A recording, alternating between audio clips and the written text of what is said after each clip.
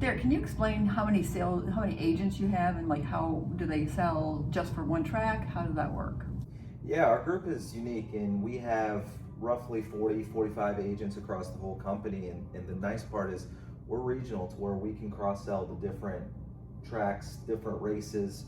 Each group has their set of focuses, but we also can help out for race weekends to where someone in Sonoma, California might be helping out with our race in Charlotte, North Carolina, in terms of helping out on over the phone remote coverage. So one thing to really hit on that is two of the most important things for us as consumer sales, and specifically with our sales agents, to help them succeed is being organized and being strategic. And frankly, that's where I think our partnership with FanThreeSixty has really helped. Specifically, as Nick touched on a little bit, is the programs. The programs basically are a way to stay organized. Those are our folders.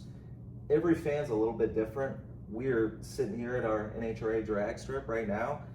We need to talk to those fans a little bit differently than we do to our dirt track fans or our NASCAR fans. So the programs are the first step in us being organized and knowing, okay, I'm gonna have this type of a conversation with this fan. So it leads to being strategic too. So with all the data that we have in FanThreeSixty, we know when people typically purchase their tickets. So those are people we want to hit if they purchased early in prior years.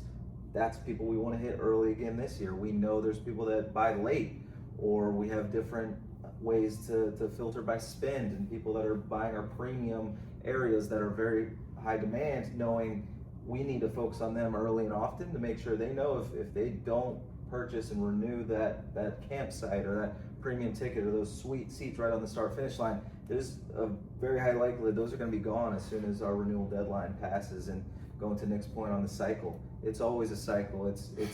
There's always something for us to be communicating to our fans. Our terminology and language just changes a little bit based on the time of year we're on. I think to go on that, our sales programs since the inception of our partnership have dramatically helped us even change the way that we reach out to fans in terms of, we can segment out, like what Derek was saying about early buyers. Yeah, we want to fish where the fish are, and if we know historically they buy early, yeah, we're gonna go after them. We can identify who is a first-time buyer, right? And we can prioritize our list based on that. We do a ton of camping at our facilities, so that's a high priority for us because they spend a lot more money with us.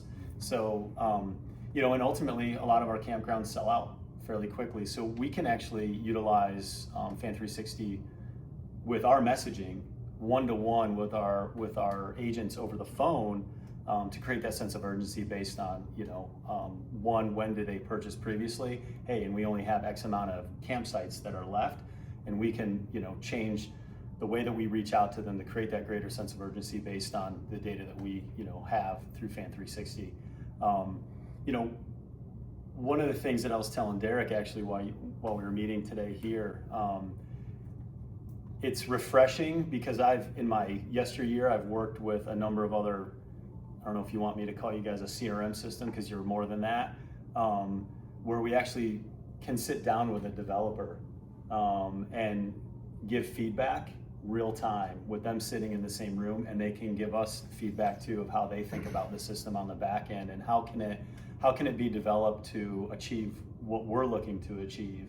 And that's been really refreshing in our partnership with FanThreeSixty, is that it's dynamic. It's not a cookie cutter set system, and then they slide it across the table and say, here you go, learn how to use it. Yeah, we're learning from each other throughout the partnership of they're learning how we want to use it and how we reach out to our fans, and then they go back to home base and they think about it strategically on their end and develop based on what our wants and needs are to drive revenue, because at the end of the day, that's ultimately what we're here to do, is to drive revenue. I want to build on something both of these guys just said. Derek mentioned we don't have a lot of agents across the country, and Nick was talking about the programs and the things we have to do.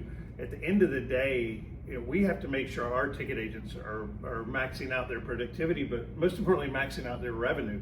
If our ticket agents aren't making money, they're going to leave, and they're our lifeblood.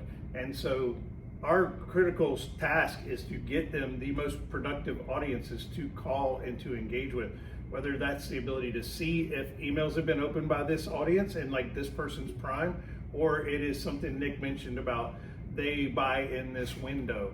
We need to have those audiences in front of our agents, because if our agents are making money, they're having fun, they're happy, and we're making money. And at the end of the day, that's what we're all here for. So that is critical to us in our relationship, is this ability to get the right audiences to the agents quickly so they can transact with that fan quickly.